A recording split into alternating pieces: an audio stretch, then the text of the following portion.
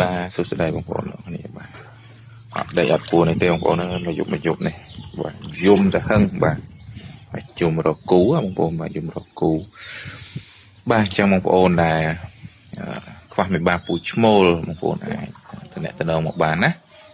ខាងខ្ញុំមានច្រើនបាទសម្រាប់តម្លៃគឺទូថ្លៃទេបងប្អូនហើយសម្រាប់មេបាពូនេះធានា 100% ថាយកទៅប្រកាសបានណាបាទយកទៅប្រកាសបានបាទគ្រប់វ័យទំហំក៏ស្អាតសម្រាប់បងដែលមានតម្រូវការក្នុងការបដូរឈាមមេបាពូជកុំឲ្យវាមានកតាឯកតៈចំនួនក្រោយមកធ្វើឲ្យវាមានបញ្ហាច្រើនបាទដូចជាការស្លេកស្លាំងមិនសូវធ្លោះអាចងាប់ទៅវិញនៅអាយុ7 8ថ្ងៃ10ថ្ងៃឬក៏ធ្វើការភាពជាដើមអីហ្នឹងបងប្អូនណាដោយសារតែកតាឯកតៈចំនួនក្រោយរបស់វាគឺជន់ឈាមបាទអញ្ចឹងបងប្អូនអាចសម្រេចចិត្តធ្វើការបដូរឈាមមេបាពូជបាទយកទៅបដូរឈាមបានបាទជំរុំមេបាពូជឈ្មោលបងប្អូនចេញហើយយើងដាក់មេបាពូជឈ្មោលថ្មីចូលដើម្បីកុំឲ្យឯកតៈចំនួនក្រោយវាជន់ឈាមគ្នាទៀតណាបាទសម្រាប់តម្លៃគឺធូរថ្លៃទេបងប្អូនបាទធានាថាធូរថ្លៃបងប្អូនចង់ដឹងព័ត៌មានបាត់អាចឆាតចូលពេកមកណាហើយ